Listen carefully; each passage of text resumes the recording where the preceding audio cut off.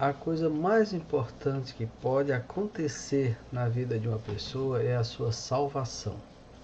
Porque diz respeito ao seu destino eterno, onde vai passar a eternidade. Alguns dizem que Deus salva todas as pessoas, independente de suas crenças ou não. Mas será que a Bíblia fala alguma coisa sobre isso? Vamos ver hoje nesse vídeo de hoje.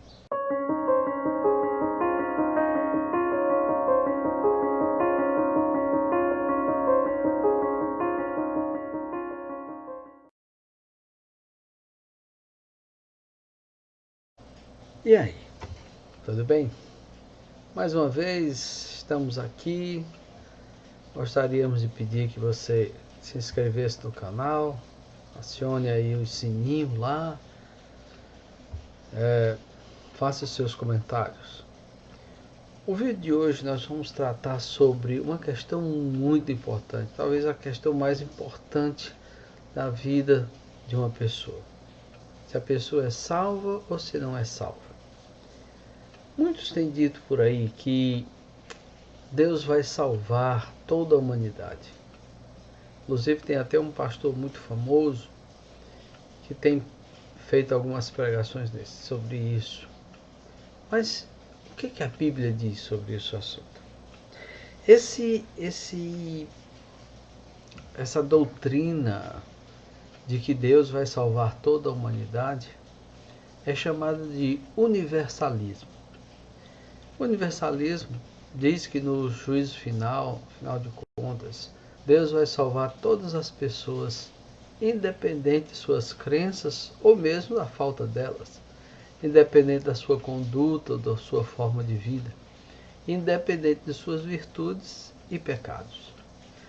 A salvação universal seria então baseada unicamente no amor de Deus e no fato de que o sacrifício de Cristo satisfez toda a justiça divina.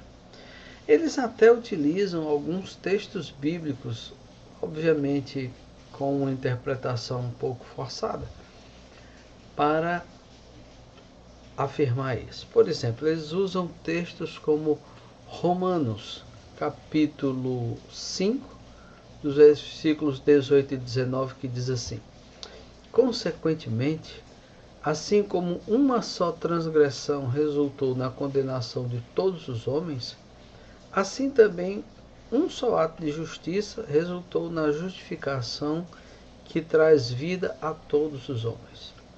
Logo, assim como por meio da desobediência um só homem muitos foram feitos pecadores, assim também por meio da obediência de um único homem muitos serão feitos justos. Então, eles afirmam, a partir disso, que haveria essa salvação universal. Outro texto que eles utilizam é Efésios, capítulo 1, versículos 9 e 10. E nos revelou o mistério da sua vontade, de acordo com o seu bom propósito que ele estabeleceu em Cristo, isto é, de fazer convergir em Cristo todas as coisas celestiais ou terrenas na dispensação da plenitude dos tempos. E eles também utilizam 1 Coríntios capítulo 15, versículo 22. Pois da mesma forma como em Adão todos morrem, em Cristo todos serão justificados, vivificados. Essa doutrina, na verdade, embora pareça ser nova, já que ela se adequa tão bem aos nossos tempos, no entanto, essa doutrina é uma doutrina muito antiga, né? Uma doutrina muito antiga. Pode até ser associada lá no começo do cristianismo a alguns mestres gnósticos antigos. Mesmo alguns pais da igreja chegaram a adotá-la. É o caso de Orígenes, Clemente de Alexandria e Gregório de Nissa. Agostinho de Hipona, né, o grande bispo de Hipona, um dos maiores pensadores da igreja, combateu essa doutrina. Ele que cria na salvação pela graça e cria na eleição. Orígenes, as ideias de Orígenes, ele chegava a dizer que até o diabo poderia ser salvo no juízo final. As ideias de Orígenes quanto à salvação universal e especificamente quanto à salvação, até possibilidade de salvação até do diabo, foi condenado como heresia no 5º Concílio Ecumênico, ocorrido em 553. Mas voltando ao universalismo, é óbvio que você chegar para uma pessoa e dizer: não se preocupe, você vai estar salvo, você vai ser salvo. É muito simpático, né? É muito simpático dizer para as pessoas que no final das contas o amor de Deus vai salvar a todos. Mas a questão não é a questão de simpatia, mas a questão é saber o que a Bíblia diz. O que é que a Bíblia Sagrada diz acerca da salvação? É possível haver essa salvação generalizada? Lembrando, uma das máximas da reforma era sola scriptura, ou seja, a Bíblia somente é ela que tem a resposta para todos os aspectos de fé e prática. A Bíblia é a nossa regra única de fé e prática. Então vamos ver o que a Bíblia diz acerca da salvação. Primeiro vamos ver o que a Bíblia diz acerca do homem. Primeiro, após a queda, todo homem, ou seja, toda a humanidade está em pecado e é inimiga de Deus. Vamos ver lá em Gênesis, no capítulo 6, versículo 5, o que a Bíblia nos diz.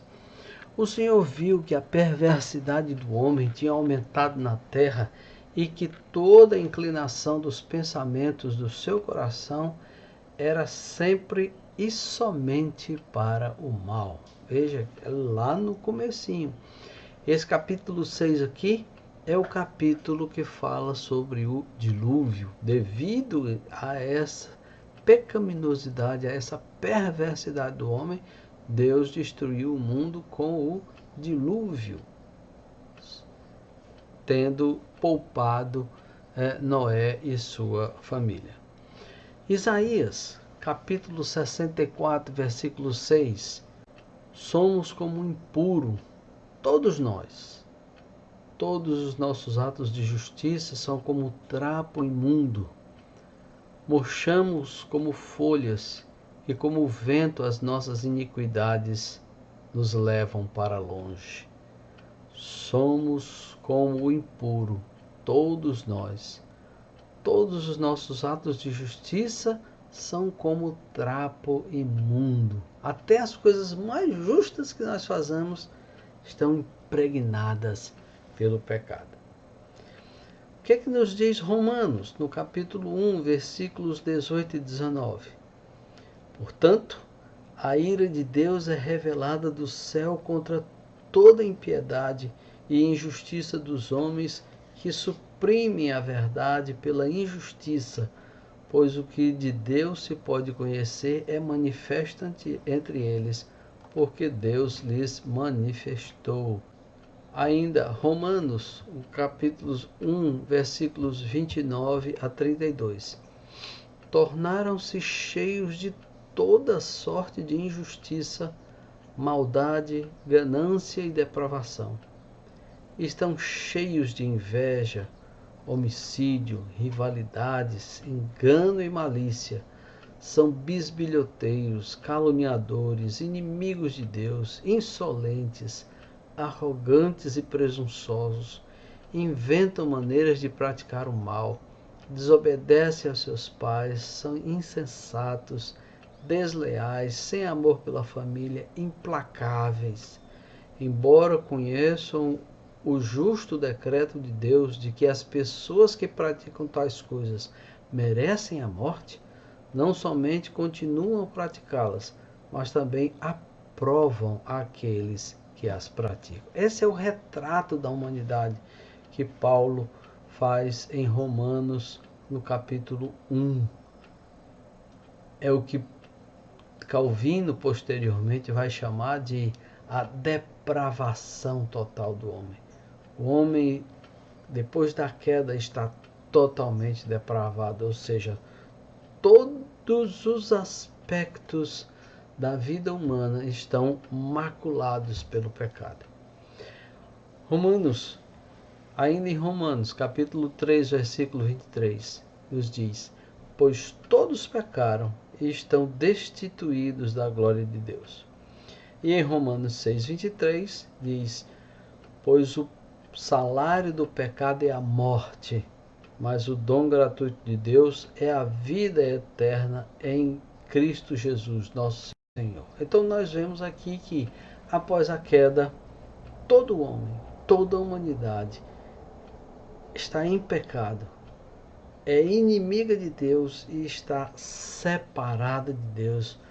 Todos pecaram e estão destituídos da glória de Deus. Algo precisava ser feito, porque não há nenhuma possibilidade de o homem comprar, adquirir ou conquistar a salvação por seus próprios meios ou mediante boas obras. É o que nos diz a Bíblia. Vamos ver aqui, Efésios capítulo 2, versículos 8 e 9. Pois vocês são salvos pela graça, por meio da fé, e isso não vem de vocês, é dom de Deus, não por obras, para que ninguém se glorie. Não por obras, para que ninguém se glorie. Não, ou seja, a pessoa não pode comprar, não pode adquirir, não pode conquistar a salvação. Ela vem de Deus. Efésios nos diz que isso não vem de vocês. Em Romanos, capítulo 3, versículo 20, diz assim: portanto, ninguém será declarado justo diante dele, baseando-se na obediência à lei, pois é mediante a lei que nos tornamos plenamente conscientes do pecado. Ninguém será declarado justo diante dele, baseando-se na obediência à lei. Então não são os nossos atos, não são as nossas ações que compram a salvação. A salvação é uma coisa muito mais preciosa, muito mais valiosa, e não pode ser comprada com atos pecaminosos, porque nós já vimos, todos os aspectos da vida humana está manchada pelo pecado. E tudo que nós fazemos está eivado de pecado. E Deus, um Deus santo, não pode ter nenhum contato com o pecado. Por isso ele não aceita as nossas ações como uma forma de comprar, de adquirir a salvação. Então, há uma provisão. Algo precisava ser feito, porque essa separação entre Deus e o homem é tão grande que o homem não consegue resolvê-la. E então Deus mesmo providenciou a possibilidade de salvação. Deus mesmo providenciou a salvação através de Jesus Cristo. Somente em Cristo há provisão divina para a salvação. É o que nós vemos em Romanos, capítulo 3, versículos de 21 a 26. Mas agora se manifestou uma justiça que provém de Deus, independente da lei, da qual testemunham a lei e os profetas. Justiça de Deus mediante a fé em Jesus Cristo para todos os que creem. Não há distinção, pois todos pecaram e estão destituídos da glória de Deus, ou seja, não existe nenhum homem sem pecado. Sendo justificados gratuitamente por sua graça, por meio da redenção que há em Cristo Jesus. Deus o ofereceu como sacrifício para propiciação mediante a fé pelo seu sangue, demonstrando a sua justiça. Em sua tolerância, havia deixado impunes os pecados anteriormente cometidos, mas no presente demonstrou a sua justiça, a fim de ser justo e justificador daquele que tem fé em Jesus. Então nós estamos vendo aqui que a salvação é pela fé em Jesus Cristo. Então não são todos que serão salvos, mas somente aqueles que têm fé em Jesus Cristo. Vamos prosseguir. Atos capítulo 4, versículo 12. Diz: não há salvação em nenhum outro, pois debaixo do céu não há nenhum outro nome dado entre os homens, pelo qual devamos ser salvos. Atos 16, 30 e 31. Então levou-os para fora e perguntou: Senhores, que devo fazer para ser salvo? Eles responderam: creia no Senhor Jesus e serão salvos você e os de sua casa. João 14, 6. Respondeu Jesus: Eu sou o caminho, a verdade e a vida. Ninguém vem ao Pai a não ser por mim. Ainda em João capítulo 1, versículos 12 e 13. Diz assim: Contudo, aos que o receberam, aos que creram em seu nome, deu-lhes o direito de se tornarem filhos de Deus, os quais não nasceram por descendência natural, nem da vontade da carne, nem da vontade de algum homem, mas nasceram de Deus.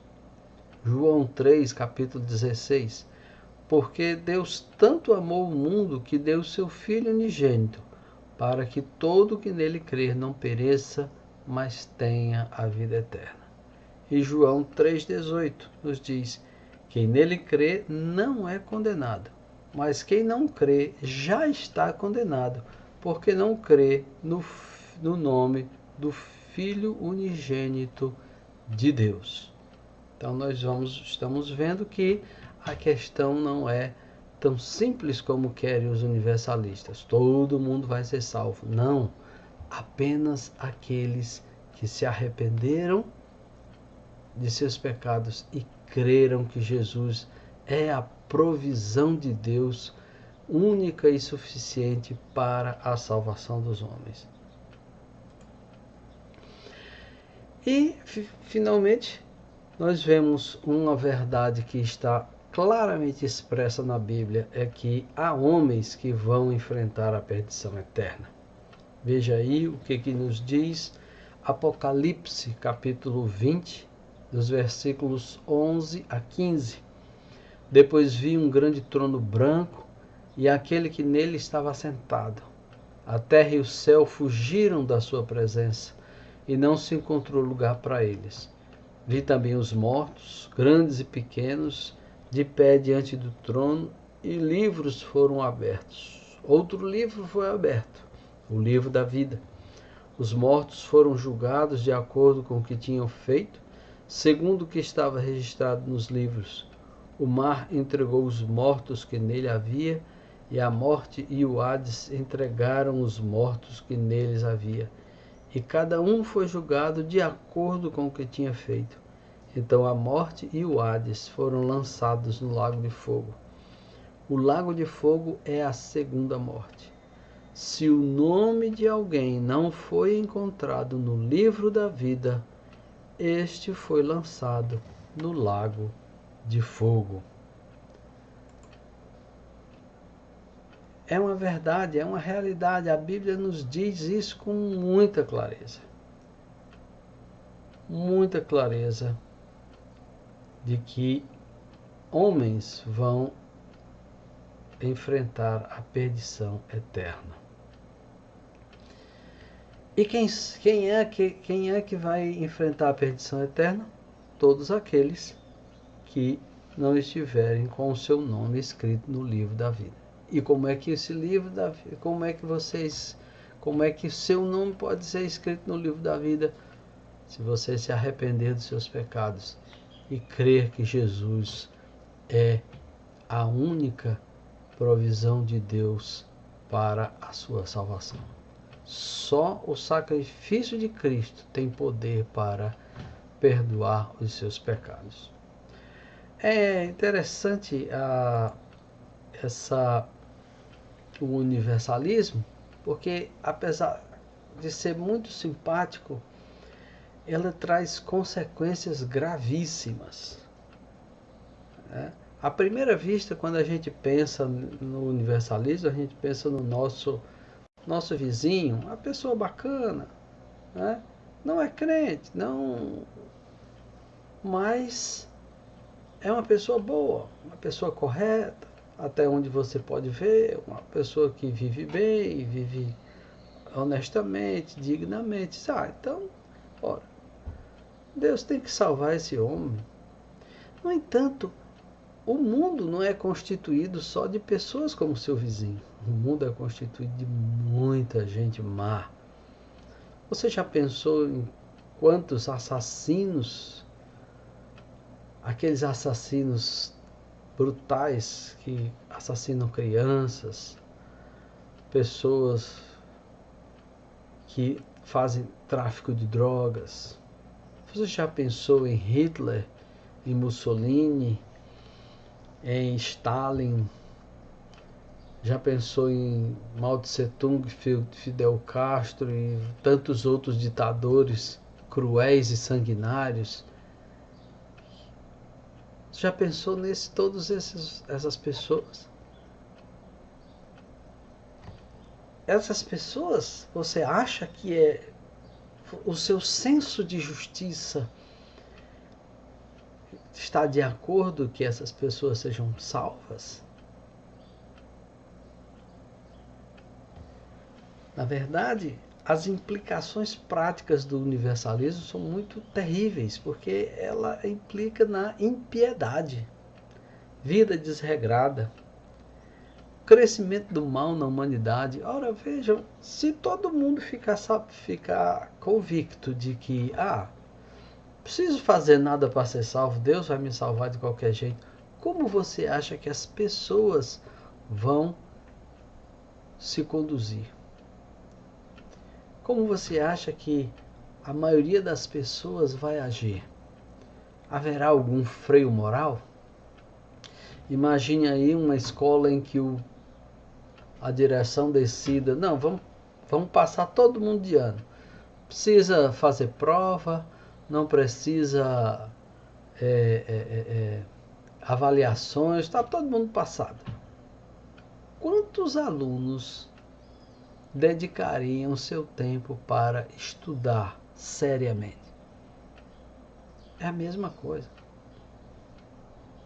Se todo mundo soubesse que, no fim das contas, todo mundo vai ser salvo, então vamos viver da melhor forma possível, que nós, dando vazão a toda o desejo de prazer. Ora, se hoje a gente pregando, dizendo que existe um juízo final, as pessoas vivem como vivem, imagine se tivesse a certeza de que não haveria um juízo final. Haverá sim, meus irmãos, um juízo final. E a nós cumpre pregar, falar, divulgar essa mensagem. Jesus, só Jesus pode salvar. E há necessidade de arrependimento de pecados. E depois dessa experiência de encontro pessoal com Cristo, é necessário uma vida de santidade para agradar a Deus, para um relacionamento mais profundo com Deus. O universalismo, na verdade, ele destrói o senso de justiça, destrói a necessidade de salvação. Para quê? Para que, aliás, de evangelização? Para que evangelizar? Para que gastar tantos recursos em evangelização? Todo mundo vai ser salvo mesmo. Então, as implicações práticas do universalismo são terríveis e nessa nós não podemos concordar com ele, mesmo porque a Bíblia diz outra coisa completamente diferente. Se você gostou do vídeo, deixa o seu like. Mais uma vez, acione lá o sininho, se inscreva no canal, compartilhe com seus amigos, compartilhe com os seus contatos e que Deus nos abençoe.